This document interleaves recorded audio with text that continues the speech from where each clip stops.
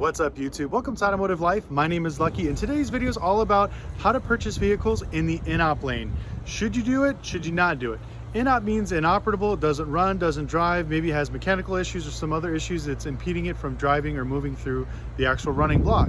But before I go into the video, if you could do me one simple favor and smash the like button for the YouTube algorithm, that helps me find more amazing people like you guys as well. Also, if you can subscribe, I'm going to be posting great content like this all the time. So let's go ahead and get into the video. So what we're doing now is we're walking through the lane. So we're going to talk about the different things you're going to see in the Inop lane. Inop, like I said, means inoperable. There's something wrong. It could be everything from mechanical issue like this diesel right here. It's got some major issues. Most banks, when they repo a car, if it requires more than about $1,000, $1,500 worth of work, they won't do it. Or some sort of body work like this van right here. You know, it's a newer van, it's got a little bit of front end damage, missing the front end. But when they repo them, banks don't want to put money back into them. They've already lost it. They just want to cut their losses and get out of it. But if you can buy this van and buy a front clip and paint it, you could definitely make some money. But I'm going to tell you the reasons why you should and you shouldn't go into that as we kind of walk through and we start talking about some of these cars. Now, a lot of people get suckered into buying cars from the Inop lane because of their affordable prices. They're very cheap. And especially one thing right now, all I get is, where do I get cheap cars, Lucky? How do I get cheap cars? I want cheap cars. I need to make more money. First thing I'm going to tell you right now, if you're not mechanically inclined and you don't have a repair shop, do not do it. Don't don't rely on a buddy or a mechanic shop or somebody else. If you personally don't own a repair shop or a body shop, do not buy from the Inop lanes. Because like I said, there's tons of deals here. You can get some really amazing stuff, but if you get basically buried in these cars and you don't have the money to actually fix them, you're gonna be screwed. I'd rather see you spend, perfect example, let's find this truck, okay? This is a nice Dodge Ram. I think MMR on this truck was like $8,000. It's probably gonna go for about $4,000 because I think it needs a motor. Now, instead of you saying, well, I'm gonna make $1,000 on the motor, or I'm gonna buy a motor for $1,000, I'm gonna make $3 grand above, you know, what I normally make, so it's a good deal for me. This car may sit inside your shop or waiting for another mechanic or somebody else to mess with it, and that time is money. I'd rather have you buy a perfectly running and driving car for $4 grand, sell it for $1,000 profit, move on and get another one. Because what happens is all these people, especially right now during tax season, they can't buy anything in the major lanes for cheap, so they come here to the Inop lane and they start buying multiple cars, you know, for very cheap. They keep buying, oh, maybe it only needs something small or this, or it needs, you know, something, you know, whatever. You know, a lot of people are getting desperate around tax season, so they figure, I'm just going to buy as many cars as I can, as cheap as I can, and I'll make my money. Because disparity sets in, they got no cars on their block, so they're really freaking out and they really want to get some inventory on their lot. Don't do it. Because not only are you going to have 10 or 15 of these cars that are damaged, messed up, that need mechanical work, you won't be able to fix them in time. And then on top of that, remember, if you're buying with your flooring line, that's a ticking time bomb that's just sitting there. So every month you're paying, you know, $600, $700 a month for a car that doesn't run and drive, plus you got to fix it. And then once you get it fixed, that's just to get it running. Let's say this Dodge Ram, you put the motor in it and we get it running and driving and we find out the transmission's bad.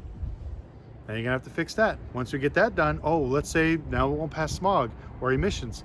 Now we have to do catalytic converters. There's another $1,500. So you're almost at what you would have paid maybe retail or you know, full MMR or full wholesale for this vehicle at the auction, instead of trying to, you know, save a bunch of money and buy it wrecked or damaged or have some sort of issues. So, you know, like I said, unless you actually have a repair shop, please do not purchase these vehicles because you will get stuck with them. You will have issues with trying to fix them and get rid of them, you know. And everybody's probably watching this like, well, I could fix it in my garage, I could fix it quickly. And that's on a one-to-one scale. When you're a dealer, you have to go in multiple volumes. When you're buying, you know, 30, 40 cars a week and you're selling 30, 40 cars a week, you don't have time to buy 20, 30 of these buckets and have them sit there on your lot. What I personally do is we buy a lot of cars that run and drive that don't need a lot of work. Once we get those cars, we actually send them to the shop. And then once they get through the inspection, everything starts to thin out in our inspection lanes, we'll go out and buy, you know, 1 or 2 of these cars like this that have some major issues that we buy so far back a book that we can afford to take a little bit of time and fix it. And those are our like home run deals. But we have a full service shop. We do bodywork, mechanical, and upholstery. And that's the only reason I start doing this type of stuff, because when I first started, you know, I tried to do all these cars mostly majority of my inventory, and it really tied up my finances and everything else, because you know, you got to remember, if you buy 30 cars and each one needs $1,000 worth of work, you're looking at $30,000 you got to pull out of your pocket. And most small dealers don't have an additional 30 grand just lying around that you can just throw at something, you know. Now if you have lines of credit cards, you know, massive accounts with like O'Reilly's, OKQ, AutoZone, and all those other guys, yeah, please do go ahead and do that.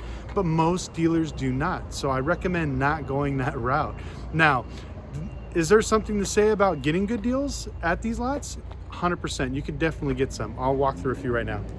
Oh, sorry about that. The wind was blowing really loud, so I decided to cut it off and restart the video. But as I was walking through this lane, I actually didn't see a lot of really good deals. And that's something else that you need to be aware of. Even though these cars are probably going to go for $500–600, you're going to look at the damage and the issues with these things. It's not really worth it. So please don't get suckered in with a cheap price. And just remember, nobody ever trades in a perfect car. If they traded it in, it's a few years old, it's probably got issues or maybe a bunch of issues. When it comes to repos, it's completely, nobody knows what the problems are. You know, the customer could make the payments, obviously they couldn't afford to maintain it. So a lot of these cars have been very neglected and have a lot of issues. So you may be better off just purchasing something from an actual regular running lane that you can hear, see, and drive, spend a few bucks fixing it up, you know, and then you'll make some real good money. Now, I do buy, like I said, these cars occasionally, but I try not to buy too many of them, you know, because you don't want to clog up your service department. But one of the things I wanted to tell you guys is, you know, you do get some really good deals here, and you do get some benefits of buying from the TA lane. But okay, sorry about that. The wind started blowing, got a little bit crazy, so I wanted to go ahead and restart the video. So let's go over the bad. The bad is, like I said, every car you see here is here for a reason. You know, nobody ever trades in a good car. And then half of these repos, you don't know what the status is. If they've been without work, especially now since the pandemic, a lot of these people may not have been able to service their cars. This car could have an oil leak for the last year and a half and they couldn't afford to fix it. The pandemic hit, now they're just driving without oil, maybe blew up the motor. We don't know the history of a lot of these vehicles. So it is definitely a mystery if you purchase some of these cars in the non-running section or Inop section. Now, every once in a while, you'll see a car that actually says, don't know, does not have keys. Now I'm going to tell you this, and this is a little bit of a secret. Us as banks and some of these other dealers, we know that if I take the keys out and say that, you know, it doesn't run because of no keys, most dealers will think that, wow, if I buy keys, this car's going to run and drive. So the banks will actually clean up cars like this little Fiat here, make it look really, really nice. You know, let's say the motor's blown, it's only worth like $500.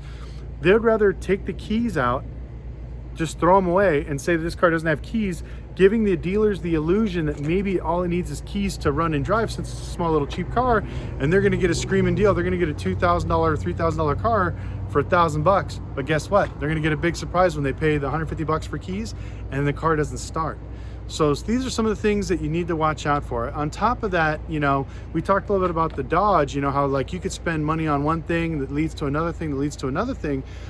One of the big things about the TRA lane, the T lanes, and the non-runners and Inops is this is a 100% as-is lane, which is 100% red light. If you don't know what that means, basically it means that if I purchase this truck and it says that it only has 110,000 miles and it's got a clean title and whatever else, and it says that it's supposed to be good, and then when I bring it home, unless they actually have some sort of arbitration agreement in there with it or special announcements, you own that car. So let's say I get back and I run the Carfax and it has a salvage title, and instead of having 110,000 miles, it has 210,000 miles. I own that car. I am SOL. When it comes to the Inop, red lanes, or you know, some of these other special T lanes or TRA lanes, there are no arbitrations whatsoever. So you can say, hey, look, you said it was a clean title. They're like, well, look, we said it was as is. We didn't say caution anything. It's just 100% as is, and you own that car. So that's another thing you gotta watch out for. So unless you're actually checking these cars mechanically and you're also checking them out with Carfax and AutoCheck, I don't recommend doing that. Now, you know, when you come down here and you actually look at these cars, take an hour or two, walk through these cars, start them up.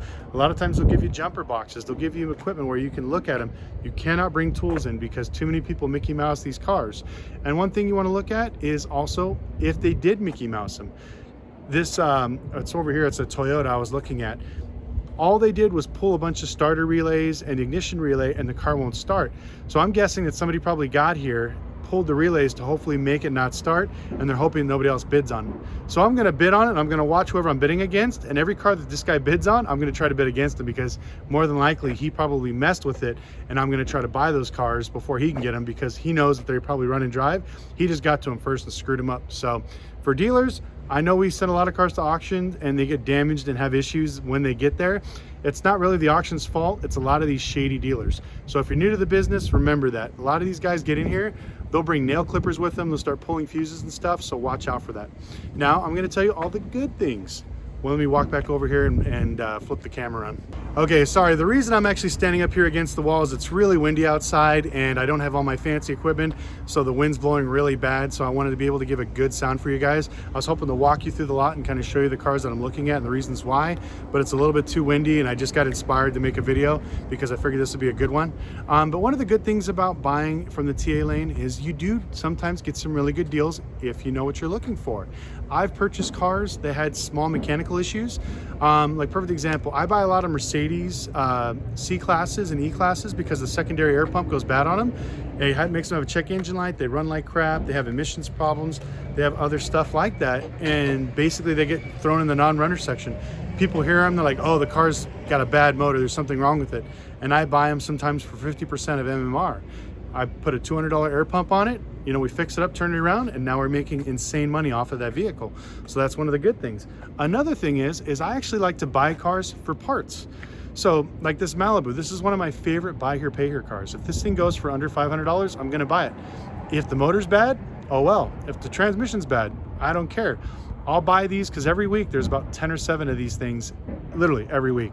You just buy them and start stockpiling up. You start making 2 into 1, 3 into 1. So instead of me going right now during tax season paying $3,500 for one, I'll buy 3 for the same price, probably make 2 runners, 2 drivers, bring the other one back here that doesn't run and drive and sell it for 500, 600 bucks and make my money back. So you can kind of think that way outside of the box, but only if you have a repair shop, because like I said, time is money.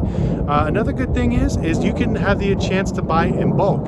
So a lot of these banks are going to be repping these cars. So when I get there, I want to make sure that the rep sees me, knows that once I purchase a car, I'm going to stay in his lane and keep betting aggressively to let him know that I'm there to buy multiple cars. So if, let's say, he wants $1,000 for this one and $3,000 for this one, but I paid $1,000, I paid $2,000, and I paid maybe $3,000 for that one. If I keep buying in his lane and he sees that I'm just continually buying, maybe he'll lower the prices on the next car. He's like, okay, this guy bought 3 cars in a row, I'll give him a break on the next one. Or sometimes I'll even tell the guy, hey man, look, I bought 4 of your cars already, give me a break, you know, I'll keep buying, just give me some deals. And you know, as long as you do that, some of the reps will work with you.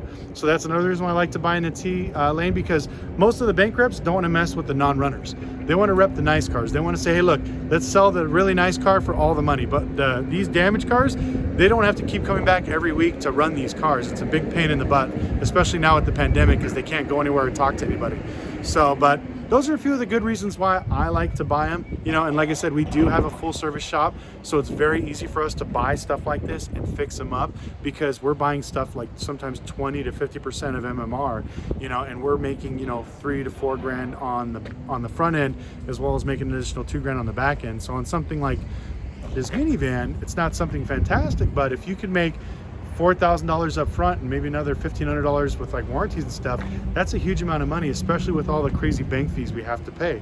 So this is just my little advice for today. I just wanted to make a quick video. If you have any questions, please leave them in the comment section down below. If you haven't already, follow us on Instagram at automotive.life.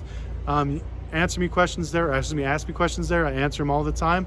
Also, if you can leave them down below in the comment section, I truly appreciate it if you have any ideas. And I've been a little slow at posting because tax season is hit full swing. We've been crazy running around buying cars, doing all kinds of crazy stuff. Plus, I just got the keys for my studio. We're going to start setting that up and shooting new content there. I can't wait to show you guys that, and we'll see you next video.